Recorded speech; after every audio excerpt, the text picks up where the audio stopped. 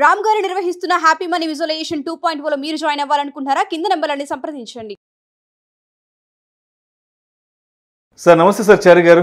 నమస్తే అండి చారి గారు, ఆదాయాన్ని వృద్ధి చేసుకోవడం ఎలా, సంపదను పెంచుకోవడం ఎలా? సో మరి మనిషి జీవితంలో ఇటువంటి వాటిని మెరుగుపరుచుకోవాలి అంటే ఫైనాన్షియల్ ప్లానింగ్ అనేది ఏ విధంగా ఉండాలి? ఇవి మీరు అడిగినవి రెండు డిఫరెంట్ లైన్స్ అండి. బట్ అంటే అవి ఒకదాని వెనుకొకటి రావాలి. మీరు ఆదాయం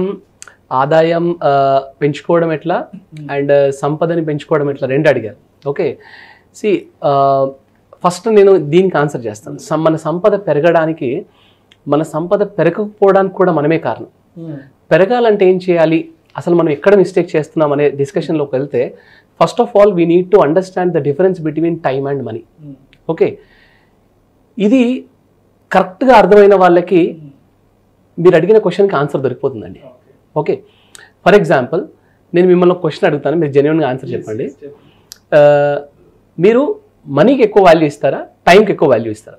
ఆబ్వియస్గా సమయానికి ఎక్కువ ఇంపార్టెన్స్ ఉంటుంది, టైంకి ఎక్కువ వాల్యూ ఇస్తారు. రైట్, నేను మీకు క్వశ్చన్ అడుగుతాను. సపోజ్ మీరు మీ ఫ్యామిలీతో మూవీకి వెళ్ళారు, ఒక 1000 రూపీస్ అక్కడ మూవీలో ఖర్చు పెట్టారు, టికెట్స్ కానీ ఇంటర్వెల్ కానీ దానికి.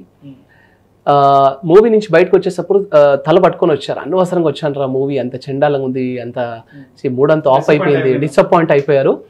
బయటికి వస్తూ మీరు 2 వీలర్ మీద వస్తూ ఇంటికి వచ్చే దారిలో మీ పాకెట్లోంచి ఇంకో 1000 రూపీస్ పడిపోయింది. సో పోగొట్టుకున్నారు, ఇంటికి వచ్చిన తర్వాత చూసుకున్నారు, అరే డబ్బు పోయింది, 1000 రూపీస్ అనవసరంగా పోయింది అనుకున్నారు. సో ఇప్పుడు రెండు సిచ్యువేషన్లో 1000 రూపీస్ పోయింది. మూవీకి వెళ్ళినప్పుడు 1000 రూపీస్ పోయింది, దారిలో వస్తుంటే రోడ్డు మీద పడేసుకున్న ఒక 1000 రూపీస్ పోయింది. ఈ 2000 రూపీస్ పోగొట్టుకున్న సిచ్యువేషన్స్లో, ఈ రెండు సిచ్యువేషన్స్లో దేనికి ఎక్కువ బాధపడతారు? రోడ్డు మీద పడేసుకున్నది, ఎందుకంటే నెగ్లిజెన్స్ కారణంగా పడిపోయింది, ఒళ్ళు దగ్గర పెట్టుకోలేదు అనే దాంతో మీరు ఎక్కువ బాధపడతారు. ఇప్పుడు మీరు బాగా అబ్జర్వ్ చేయండి, నేను ఫస్ట్ అడిగిన క్వశ్చన్కి మీరు ఏం సమాధానం చెప్పారంటే నేను టైంకి ఎక్కువ వాల్యూ ఇస్తానన్నారు. సెకండ్ అడిగిన క్వశ్చన్లో ఏం జరిగిందంటే నేను మూవీకి వెళ్ళినప్పుడు మీ టైం డబ్బు రెండు పోయినాయి, దారిలో వస్తున్నప్పుడు డబ్బు మాత్రమే అయింది, టైం పోలేదు.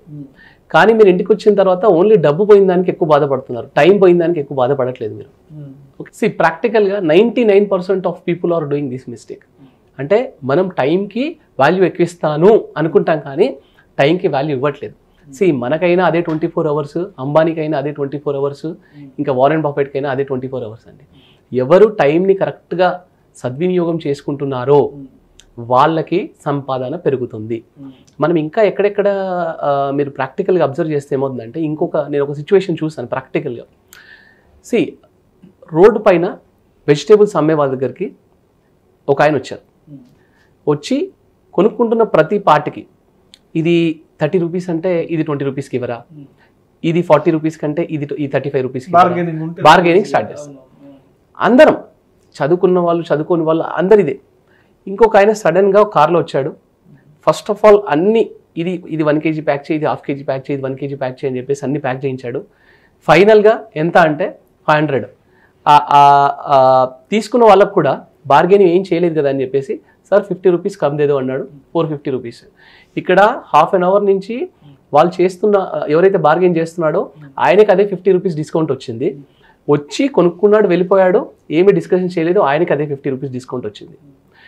ఆయనకి ఈయనకి డిఫరెన్స్ ఎక్కడ వచ్చింది అంటే, ఈయన బార్గెనింగ్లో టైం వేస్ట్ ఎక్కువ చేస్తున్నాడు, ఆయన టైంకి వాల్యూ ఇచ్చేసరికి ఆ కొనుక్కునేవాడు కూడా ఆయనకి వాల్యూ ఇచ్చేసాడు. రెస్పెక్ట్ అనేది పెరుగుతుంది. ఎప్పుడైతే మనము మన సంపాదన మీద మన టైం పెడతామో, మనం ఏం చేస్తున్నామంటే 90% ఆఫ్ మన మనీని ప్రతి దగ్గర, వెజిటేబుల్స్ అనే కాదు, ఒక డాక్టర్ దగ్గరికి వెళ్ళాలనుకోండి, ఒక గూగుల్లో సెర్చ్ చేయడము, మెడికల్ షాప్కి వెళ్ళడము, మన టైం వేస్ట్ చేయడం అక్కడ. ఒకవేళ అది ఏదైనా రియాక్షన్ అయిందనుకోండి, మళ్ళీ డాక్టర్ దగ్గర వెళ్ళాల్సిందే కదా. ప్రతి దగ్గర మనకి ఇంటి పక్కన 10 రూపాయలకి ఎక్కువ దొరుకుతుందని చెప్పేసి 10 కిలోమీటర్స్ దూరం వెళ్ళి కొనుక్కుంటున్నాం. ఓకే, ఇలాంటి చిన్న చిన్న మిస్టేక్స్ మన సైకాలజీ, మన బ్రెయిన్ మీద చాలా ఎక్కువ వెయిట్ పడి మన ఇంటెలిజెన్స్ అంటారు చూసిన, మన యొక్క ఇంటెలిజెన్స్ మన వర్క్లో, ఈ ఇంటెలిజెన్స్ అంతా ఇక్కడ ఉపయోగించేసేసరికి మన వర్క్లో మన ఇంటెలిజెన్స్ తగ్గిపోతుంది. సైకలాజికల్గా మనకు తెలియదు కానీ చాలా ఎఫెక్ట్ పడుతుంది. అనవసరమైన వాటి మీద టైం స్పెండ్ చేయకుండా అవసరమైన వాటి మీద టైం స్పెండ్ చేయడం చాలా చాలా ఇంపార్టెంట్ అండి. అంటే ఇదే ఇంటెలిజెన్స్ని, ఇదే టైంని మనం చేస్తున్న వర్క్ మీద లెర్నింగ్స్ అండ్ డెవలప్మెంట్స్ మీద పెట్టామనుకోండి, మనకి ఇక్కడ మనకి రెగ్యులర్గా వస్తున్న 50 రూపీస్ 100 రూపీస్ కంటే అక్కడ థౌజండ్స్లో ల్యాక్స్లో వచ్చే అవకాశం ఎక్కువ ఉంటుంది. So that will increase your credibility, that will increase your income, so that automatically me value increase అవుతుందండి. ఓకే, ఒక పాయింట్ గుర్తుపెట్టుకోండి విష్ణు గారు, రిచ్ పీపుల్ పూర్ పీపుల్ ఉండరు. ఎక్కడ చూసినా రిచ్ పీపుల్ పూర్ పీపుల్ అనే వాళ్ళు ఉండరు. రిచ్ థింకింగ్ పూర్ థింకింగ్ అనేది ఉంటుంది. Super. This is very very important point. So rich thinking వల్ల మనకి టైం సేవ్ అవుతుంది, ఆ టైం వల్ల మనకి సంపాదన పెరుగుతుంది. ఇప్పుడు మీరు అడిగిన ఇంకొక పాయింట్ ఏంటంటే, డబ్బు సంపాదించడం, సంపాదన పెంచుకోవడం ఒక లైన్ అయితే, ఆ వచ్చిన ఆదాయాన్ని వృద్ధి చేసుకోవడం కూడా ఇంకో లైన్. ఇది కూడా చాలా చాలా ఇంపార్టెంట్. ఓకే, సో సంపాదన పెంచుకోవడంలో టైం ఎంత ఇంపార్టెంటో, ఇక్కడ ఆదాయం వృద్ధి చేయడంలో కూడా కంప్లీట్గా టైం పెట్టకపోయినా కొంచెం టైం పెట్టినా సరే ఆ కొన్ని ఫార్ములాస్ ఫాలో అవ్వాలి వాటికి. ఓకే,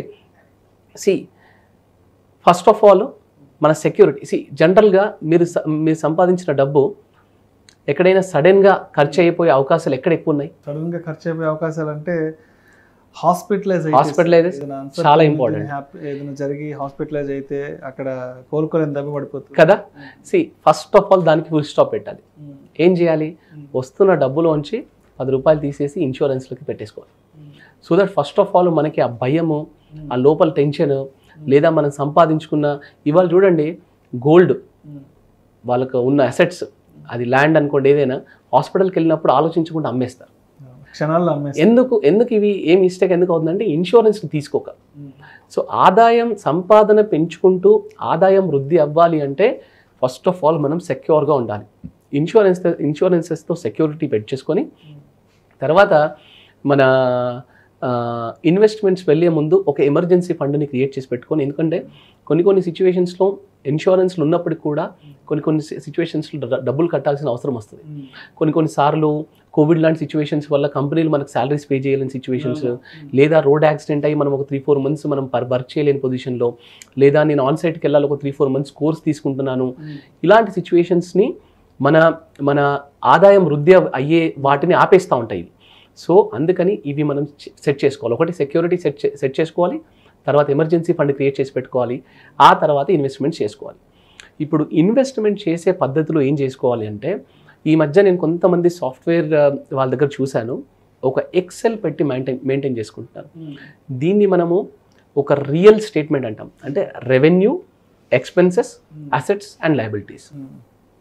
మీకు మంత్లీ ఎంత ఇన్కమ్ వస్తుంది, ఇందులోంచి మీ ఖర్చులు ఎంత అవుతున్నాయి, దీన్ని ట్రాకింగ్ కంపల్సరీ చేయాలండి.